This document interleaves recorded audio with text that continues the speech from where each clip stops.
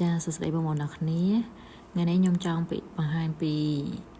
ផ្កាឈូកដែលខ្ញុំទំធ្វើឲ្យភ្ញៀវហើយណានេះគឺសមិទ្ធផលសម្រាប់នៅពេលដែលតឡើងហើយគឺវាស្អាតបែបហ្នឹងបងប្អូនអរគ្នាអញ្ចឹងបងចង់បានផ្កាកាមញ៉ៃកុំភ្លេចកំងនៅក្នុង page របស់ខ្ញុំណាមិនថា page មិនថា Facebook ឬក៏ YouTube វាអាចកំងបានទាំងអស់ណាព្រោះវីដេអូភាគច្រើនគឺខ្ញុំផុសនៅក្នុង YouTube ហើយកុំភ្លេចជួយ Subscribe ឬក៏ Follow ក្នុង Page Subscribe Channel YouTube របស់ខ្ញុំផងណា Channel YouTube របស់ខ្ញុំគឺ Da S3 បងអាចវាយ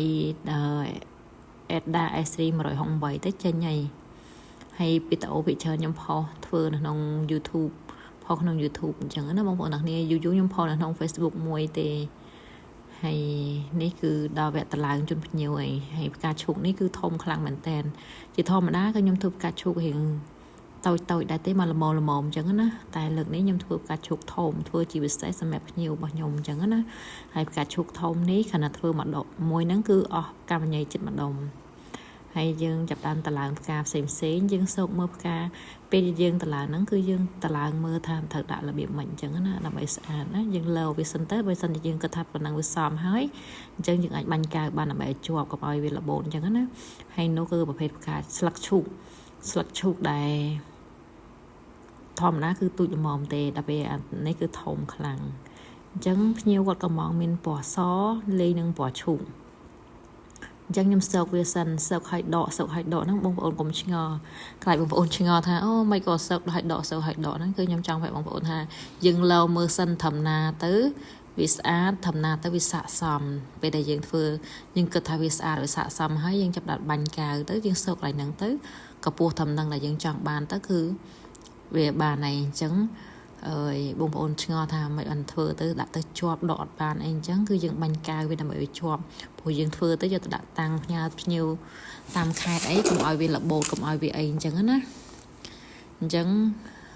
ផ្កាឈូកនេះរៀងស៊ីពេលយូរដែរព្រោះដោយសារតែទីមួយគឺ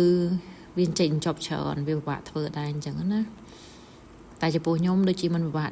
ជាខ្លាំងម៉ានទេដោយសារតែខ្ញុំធ្វើបទកម្មញ៉ៃឡើងច្រើនម៉ូតទៅហើយខ្ញុំធ្វើកម្មញ៉ៃហ្នឹងឡើងលក់មួយឆ្នាំហើយអញ្ចឹងមានម៉ូតច្រើនឲ្យបងប្អូនមើលណាហើយម៉ូតខ្លះពេលខ្លះផ្ញើជូនបងប្អូនមើលមិនសូវស្អាតដូចធ្វើជូនភ្ញៀវឯដោយសារអីជួនកាលពេលខ្លះយើងធ្វើពេលពេលវេលាតិចតួចអីអញ្ចឹងណាពេលខ្លះយើងដល់ពេលយើងភ្ញៀវគាត់កំងយើងធ្វើព្រឹត្តព្រៀងហើយនឹងយើងមានពេលវេលាភ្ញៀវទុកពេលវេលាឲ្យយើងធ្វើអញ្ចឹងណាអញ្ចឹងបានស្អាតល្អហើយនេះគឺខ្ញុំតឡើងមាននៅខាងក្រោយនៅខាងមុខអីអញ្ចឹងទៅអញ្ចឹងបវរមកជុំមកគឺមានទាំងអស់ស្អាតបែបហ្នឹងបងប្អូនអញ្ចឹងកុំភ្លេចណាបងប្អូនទាំងគ្នាបើសិនជាចង់បានផ្កាឈូកឬក៏ផ្កាអីផ្សេងគឺអាចកំងបានហើយនេះគឺខ្ញុំដាក់រៀបចំជូនភ្ញៀវទៅខេត្តអញ្ចឹងយើងមានដាក់ស្នោសងខាងស្នោធំអញ្ចឹងណាដើម្បីបាំងកុំឲ្យវាមានបញ្ហាកពិតកពីវិញអញ្ចឹងទៅហើយយើងមានក្របថងហ្នឹងគឺថងទុនអញ្ចឹងណាហើយយើងមានដាក់ស្នោពីលើទៀតដើម្បីការពារបើសិនជាកេះហ្នឹងត្រូវបានគេផ្កាប់ឬក៏អីអញ្ចឹងទៅក៏អត់មានបញ្ហាអីអញ្ចឹងណាហើយយើងពេលយើងយកទៅដាក់នៅកន្លែងបេនឡានហ្នឹងគឺយើងប្រាប់ថា